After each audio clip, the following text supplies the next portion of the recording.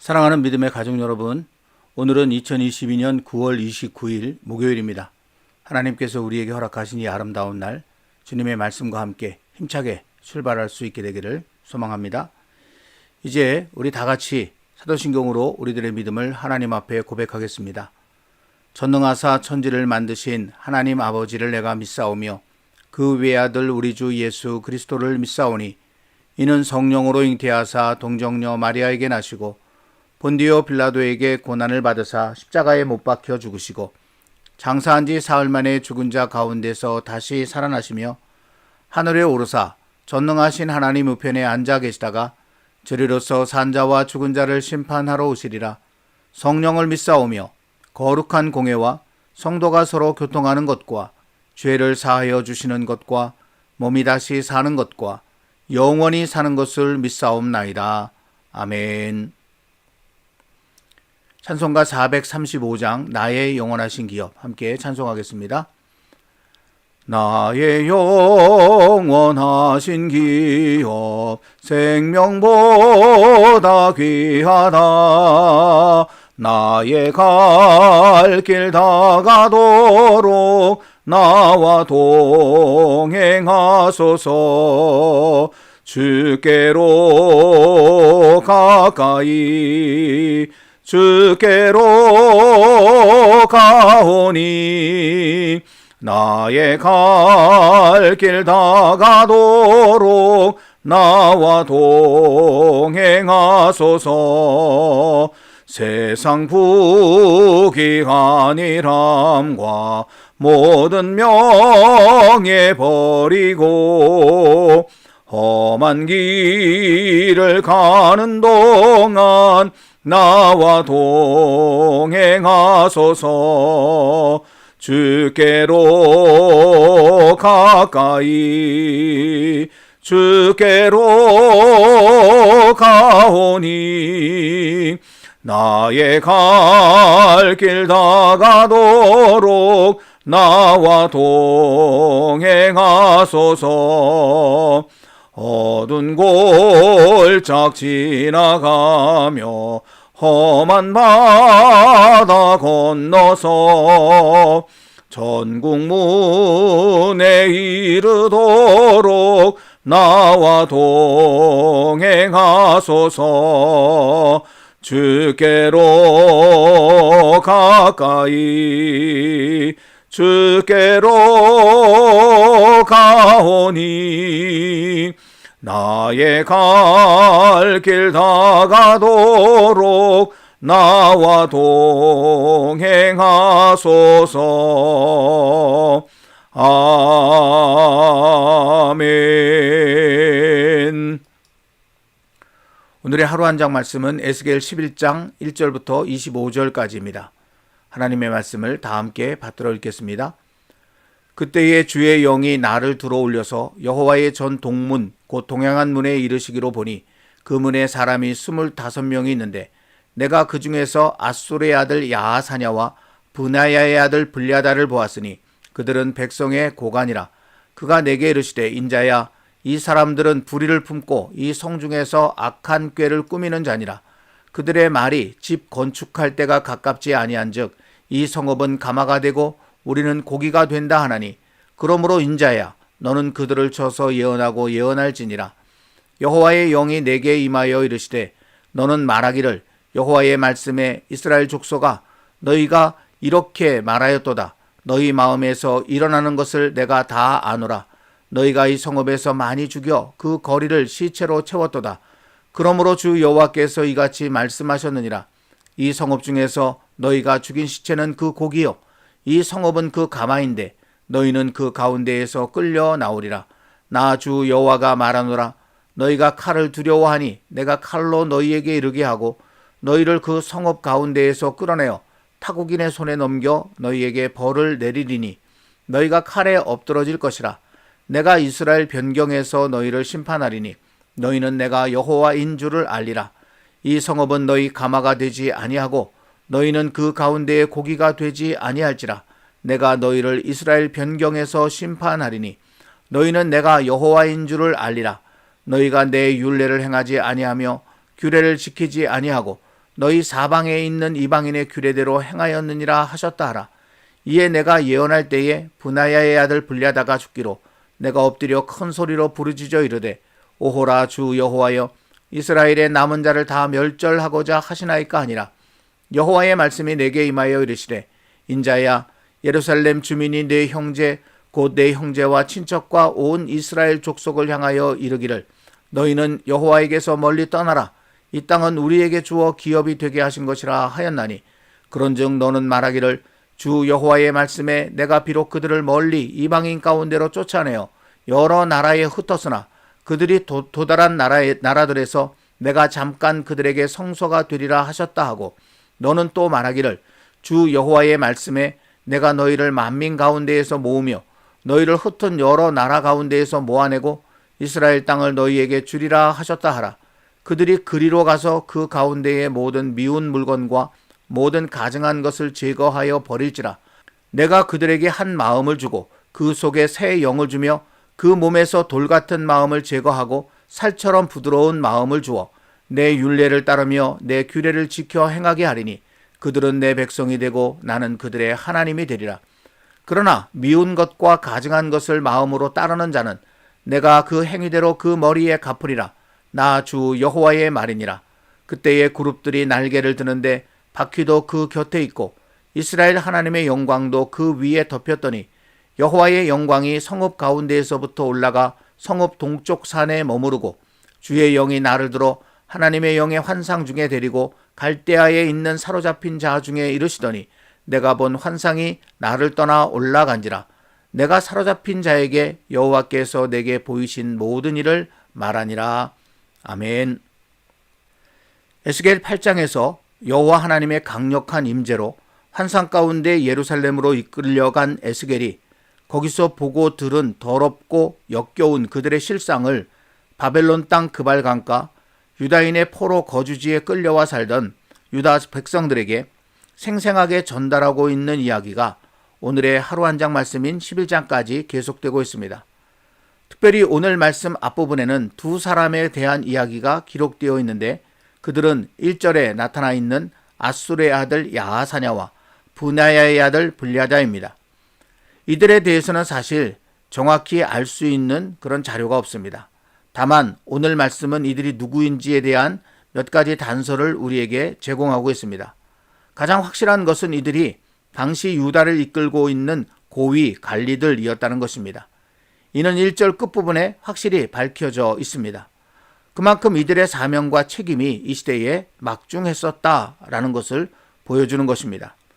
다음으로 에스겔이 주의 영에 이끌려 성전 동문에 이르렀을 때 거기서 보았던 25명 가운데 오직 이들만 그 이름을 밝혀 말씀하셨음을 볼 수 있습니다. 이것은 이들이 여호와께서 아주 특별한 관심을 두고 주목하신 사람들이었음을 보여주는 것이라고 할 수 있습니다. 그렇다면 여호와께서 이들을 특별히 주목해 보신 이유가 무엇일까요? 저는 그 비밀의 열쇠가 이들의 밝혀진 이름, 곧 아술의 아들, 분하야의 아들이라고 하는 바로 거기에 있다고 생각합니다. 여기서 먼저 함께 생각하고 넘어갈 것은 아들이라는 이 말입니다. 이는 히브리어 벤을 번역한 것입니다. 현대 언어에 비해 고대 언어는 아주 단순해서 한 가지 말로 여러 가지 뜻을 담아내는 경우가 많았습니다. 히브리어 벤이 그렇습니다. 벤은 아들이라는 의미로도 많이 사용되지만 손자를 가리키기도 하고 나아가 후손 또는 자손을 가리킬 때도 사용되었습니다. 대표적인 예로 우리가 잘 아는 이스라엘 자손을 들 수 있는데 히브리어로 이 말씀을 보면 벤 이스라엘이라고 되어 있습니다. 또 사무엘의 아버지 엘가냐를 소개하는 사무엘상 1장 1절 말씀 속에 보면 거기 여로함의 아들 엘리후의 손자 도후의 증손 숲의 현손이라고 되어 있는 것을 보게 되는데 아들, 손자, 증손, 현손이라고 한국말 성경에는 다 다르게 번역되어 있지만 히브리어로 보면 모두 벤입니다.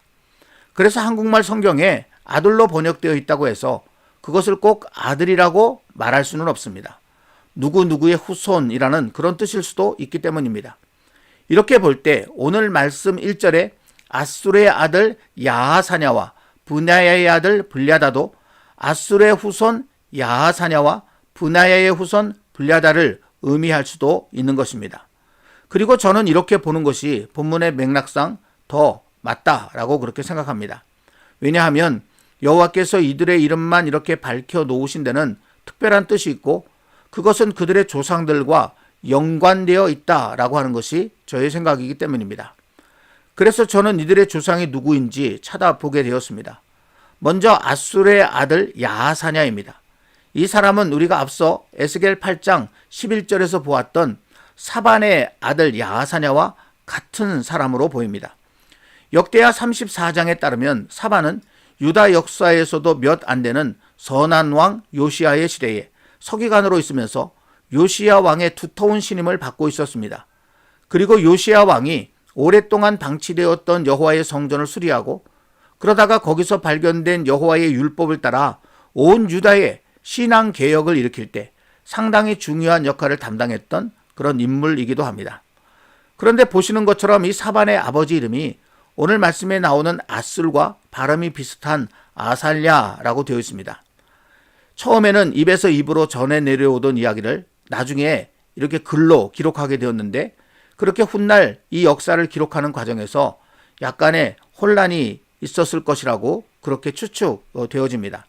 아무튼 야하사냐를 8장에서 사반의 아들이라고 한 것이나 오늘 말씀에서 아술의 아들이라고 한 것이나 크게 다를 바가 없다는 것입니다. 오히려 여호와께서 생각하시는 사반이라는 사람을 더욱 분명히 드러내시려고 오늘 말씀에서는 사반의 아버지 이름까지 이렇게 밝혀 놓으신 것이라고 할 수 있는 것입니다. 여러분, 앞서 말씀드린 것처럼 이 사반은 자신의 왕인 요시야에게 충성을 다했던 그런 사람입니다. 나아가 요시야가 왕으로 섬긴 여호와 하나님께도 충성을 다했습니다. 오늘 말씀의 야하사냐가 바로 그 사반의 후손이었다는 것입니다. 이는 또 다른 한 사람 브나야의 아들 블랴다도 마찬가지입니다. 사무엘하 8장 18절 말씀 속에 보면 거기 브나야에 대해서 이렇게 기록하고 있는데 브나야는 그렛 사람과 블렛 사람을 관할하고 라고 되어 있습니다. 다시 말하면 이 브나야는 다윗의 시대에 다윗 왕이 극도로 신임해서 자신의 근위 대장을 삼았던 그런 사람인 것이죠. 실제로 이 브나야는 압살롬이 반역할 때도 아도니아가 반역할 때도 끝까지 다윗 곁을 지키면서 그 뜻에 충성했던 그런 인물이었습니다. 그래서 다윗의 삶을 회고하는 사무엘하 23장에 기록된 다윗 왕의 충성스러운 용사들의 명단에 당당히 그 이름이 올라가 있습니다. 오늘 말씀의 블랴다가 바로 그 브나야의 후손이었다는 것입니다. 야하사냐와 블랴다는 그렇게 그들의 조상들의 명성에 힘입어 그때까지 유다의 지도자 가문으로 세력을 떨치고 있었던 것입니다. 하지만 이들이 보여준 모습은 그들의 조상들과는 완전히 달랐습니다. 그들의 조상인 사반과 브나야는 자신들의 왕과 그 왕이 섬기는 여호와 하나님께 절대 충성하였지만 그 후손인 야하사냐와 블랴다는 여호와의 성전에서 우상을 섬기는 일에 누구보다 앞장서고 있었던 것입니다. 그들은 세상적인 명성은 이어받아 누리려고 했지만 정말 중요한 여호와 하나님을 향한 믿음과 충성은 헌시짝처럼 내버린 것입니다. 그러기에 그들을 향한 여호와 하나님의 실망과 분노는 더욱 클 수밖에 없었습니다. 2절 말씀이 이를 보여주고 있습니다. 그가 내게 이르시되 인자야 이 사람들은 불의를 품고 이 성중에서 악한 꾀를 꾸미는 자니라. 하나님께서 그들을 향하여 이렇게 말씀하신 것이죠. 특별히 오늘 말씀에는 이들이 유다 백성들을 거짓말로 현혹하여 더욱 깊은 멸망으로 끌고 가는 모습이 드러나 있습니다. 3절 말씀에 그들의 말이 집 건축할 때가 가깝지 아니한즉 이 성읍은 가마가 되고 우리는 고기가 된다 하나니. 여러분, 이 말씀이 어떤 의미냐면 집 건축할 때가 가깝지 않았다라고 하는 말은 집을 지은 지가 얼마 되지 않아서 튼튼하다라고 하는 그런 뜻입니다. 그리고 그것이 바로 예루살렘 성이다라는 그런 의미로 이 말을 하고 있는 거죠. 또 뒤에 나오는 이 성읍은 가마가 되고 우리는 고기가 된다라고 하는 이 말도 비유적으로 같은 의미를 가지고 있습니다. 좀 비유가 좀 이상하긴 합니다만은 쇠로 만든 가마솥이 있고 고기를 사람들이 그 안에다가 넣게 되죠. 그리고는 쇠뚜껑을 덮어버리면 주인이 뚜껑을 열지 않는 한은 거기서 그 고기를 꺼내갈 사람은 아무도 없는 것이죠. 그만큼 이 예루살렘 성이 자신들을 안전하게 지켜줄 것이다. 바벨론 군대가 쳐들어와도 그들이 우리를 여기서 끄집어낼 수는 없다. 이런 뜻을 가지고 이 비유를 지금 사용하고 있는 것입니다. 즉 유다 백성의 지도자라는 사람들이 더구나 사반의 후손이요 브나야의 후손이라는 그런 사람들이 여호와의 성전, 그것도 여호와께서 출입하신다고 알려진 동문에 앉아서 여호와께 대한 자신들의 죄는 깨달을 생각은 하나도 없이 걱정하지 마라. 하던 대로 하면 된다. 마음껏 우상을 섬기면 된다. 하고 싶은 대로 즐기며 살면 된다. 누가 우리를 여기서 감히 빼낼 수 있겠느냐. 이런 식으로 백성들을 가르치고 있었던 것이죠. 그러니 이 모습을 보시는 여호와 하나님의 마음이 얼마나 아프고 화가 나셨겠습니까? 그리하여 에스겔에게 그들을 향하여 똑똑히 여호와의 말씀을 전하라고 하셨습니다. 4절부터 12절에 기록된 말씀이 바로 그것인데 한마디로 이 말씀을 말한다면 가마속의 고기가 되게 해주겠다라고 하는 그런 말입니다. 너희가 말한 대로 내가 그렇게 되게 해주겠다. 하지만 여기 안에 담겨져 있는 그런 기쁜 뜻은 그들이 말한 것과는 다릅니다. 이 야사냐와 블야다는 자신들이 안전하다라고 하는 비유로 이것을 사용하지만 여호와께서는 그래 그 가마솥에 있는 고기가 맞다. 그런데 그 가마솥에 있는 고기는 다 죽은 것 아니냐. 그러니 너희가 죽은 채로 이 성읍에 쌓이게 될 것이다. 라는 그런 뜻에서 이 말씀을 지금 하고 계신다라고 하는 것이죠. 그리고 이 말을 한 당사자인 이 야사냐와 블야다를 비롯한 유다의 지도자들, 그들은 그렇게도 되지 않는다라는 것입니다. 여호와께서는 그들을 예루살렘 성에서 끄집어내서 변방에서 이방인의 손에 비참하게 죽게 할 것이다 라고 말씀하신 것이죠. 이렇게 말씀하신 여호와께서는 곧바로 행동에 옮기십니다. 13절에 나와 있듯이 가장 기대했지만 가장 큰 실망과 아픔을 준 브나야의 아들 블야다를 죽게 하신 것입니다. 그러자 에스겔은 조급해졌습니다. 이러다가 예루살렘에 있는 유다 백성들이 모조리 죽임을 당할 것 같았기 때문입니다. 그래서 여호와 앞에 엎드려 자비를 구하기 시작했습니다. 하지만 예루살렘과 유다 백성들을 심판하시기로 한 여호와 하나님의 마음은 이미 확정되어 있었습니다. 그래서 에스겔의 간절한 호소에는 아무 대답도 하지 않으시고 당시 예루살렘에 남아있던 유다 백성의 또 다른 악독을 끄집어내어 밝히 말씀하십니다. 그것이 14절, 15절 말씀인데 이 말씀은 당시 예루살렘에 남아있던 유다 백성들의 착각과 교만을 지적하신 그런 말씀입니다.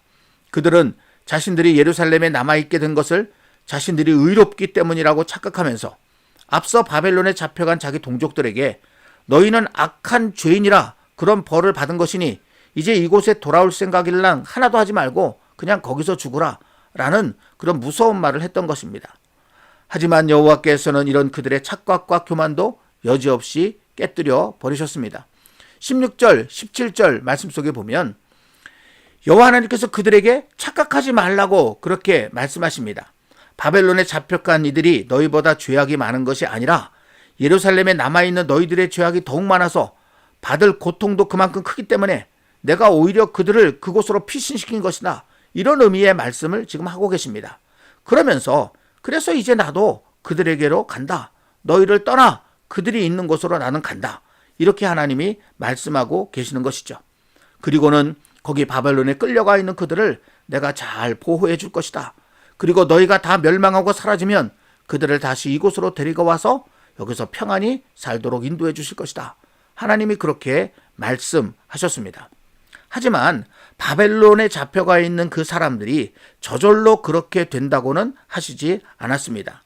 포로로 끌려가 이방 땅에서 살아가야 하는 그 아픔과 고통의 자리에서 무엇 때문에 자신들이 이런 고통과 아픔을 당하고 있는지 깊이 깨닫고 여호와께서 가증히 여기는 모든 것을 제거해 버리고 여호와 하나님께로 온전히 돌아와 그 말씀에 순종하게 되면 그렇게 해줄 것이지만 그렇지 않으면 그곳에서 완전히 망하게 될 것이라고 그런 말씀을 덧붙인 것이죠.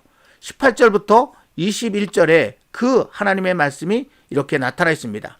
근데 이 가운데 보면 19절, 20절에 하나님께서 아주 강압적으로 그들의 마음을 완전히 뒤바꿔 주시는 것처럼 기록이 되어져 있습니다. 하지만 이것은 그런 의미가 아니라 그렇게 될 수 있는 기회를 주시겠다라고 하는 그런 말씀이죠.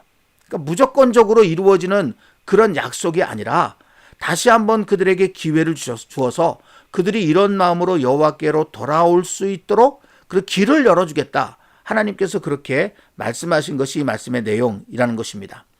이렇게 환상 중에 에스겔을 예루살렘으로 데리고 가셔서 그 모든 가증한 모습을 보여주시며 그들의 앞날을 다 말씀하신 여호와께서는 말씀하신 것처럼 예루살렘 땅과 유다 땅을 완전히 떠나가셨습니다.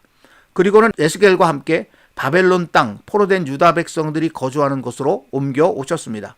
오늘 말씀의 마지막 부분인 22절부터 25절이 바로 이것을 보여주는 그런 말씀입니다. 23절에 여호와의 영광이 성읍 가운데에서부터 올라가 성읍 동쪽 산에 머무르고 하나님께서 성전에서 나와 그리고 그 성문을 지나 이제는 동쪽 산까지 그렇게 나아가신 모습이 이렇게 나타나였고요.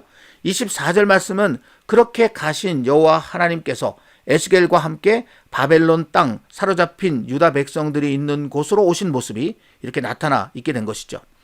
여기서 이제 동쪽이라고 하는 그런 말이 나오는데 이 동쪽이라고 하는 말 자체가 여호와 하나님께서 움직여 가시는 방향을 그렇게 보여주고 있습니다. 에스겔 1장에서 에스겔을 찾아오실 때 여호와 하나님께서 북쪽에서 찾아오셨다라고 그렇게 기록이 되어져 있었잖아요.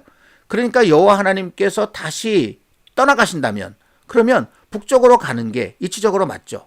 그런데 여기는 동쪽이라고 그렇게 되어 있습니다. 왜 이렇게 말씀하실 것일까? 시도를 보면은요.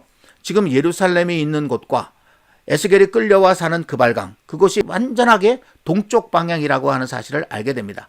그러니까 이렇게 동쪽 방향으로 움직여 가셨다. 하나님께서 그렇게 기록되어 있는 것은 예루살렘을 떠나 에스겔에 있는 그발 강가로 옮겨 가셨다라고 하는 그런 의미를 보여주는 그런 표현이라고 할 수 있다는 것이죠.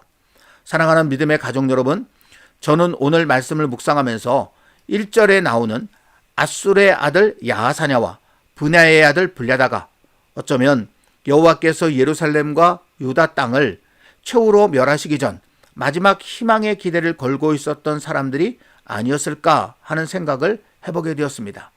아닌 게 아니라 뒤에 우리가 묵상하게 될 에스겔 22장 30절 31절 말씀에 그 말씀이 이렇게 기록되어 있습니다. 이 땅을 위하여 성을 쌓으며 성 무너진 데를 막아서서 나로 하여금 멸하지 못하게 할 사람을 내가 그 가운데에서 찾다가 찾지 못하였으므로 내가 내 분노를 그들 위에 쏟으며, 이런 말씀이 분명히 기록되어져 있는 것이죠. 하나님이 최후로 멸하시기 전에 마지막으로 한 사람을 찾았다라는 것입니다. 그리고 그 하나님의 눈이 머무는 곳이 아술의 아들 야하사냐와 브냐의 아들 블랴다였다는 것이죠. 그렇지만 이 야하사냐와 블랴다가 여호와의 눈에 그런 사람으로 비춰지지 않았습니다. 여호와 하나님의 기대가 무참히 깨져버린 것입니다. 그들은 오히려 그 누구보다 앞장서서 우상을 섬겼고 자신이 마치 하나님이 된 양 그 교만이 하늘을 찌를 듯하며 유다 백성들을 엉뚱한 방향, 죽음과 멸망의 방향으로 이끌어 가고만 있었습니다. 그래서 여호와께서는 예루살렘과 유다 땅에 진노를 쏟으셨고 냄새나고 더러운 예루살렘 성전을 떠나 그나마 여호와 하나님을 경외하는 에스겔이 있는 곳 바벨론 땅으로 옮겨 가시기까지 하셨습니다. 지금도 여호와 하나님께서는 이 세상을 바라보시면서 점점 더 여호와 하나님을 멀리하고 온갖 탐욕과 죄악으로 살아가는 모습에 몹시도 마음 아파하고 분노하실 것입니다. 그러면서 여호와 하나님의 아픔을 풀어주고 그 분노를 잠재워 줄 수 있을 사람 어디 없을까 찾고 계실 것입니다. 저는 저와 사랑하는 우리 마드리드 한인 장로교회 모든 믿음의 가족들이 이 시대에 그런 사람이 되었으면 참 좋겠다는 소망을 오늘 말씀을 묵상하면서 조심스럽게 품게 되었습니다. 그리하여 제 마음에 오늘의 양식으로 깊이 새기게 된 말씀, 그 말씀이 에스겔 22장 30절에 나오는 이 땅을 위하여 성을 쌓으며 성 무너진 데를 막아서서 여호와로 하여금 멸하지 못하게 할 사람, 바로 이것이었습니다. 바라기는 우리 모두 이 말씀에 합당한 사람이 되고자 하는 그런 소망을 오늘 가슴 깊이 새기게 되기를 원합니다.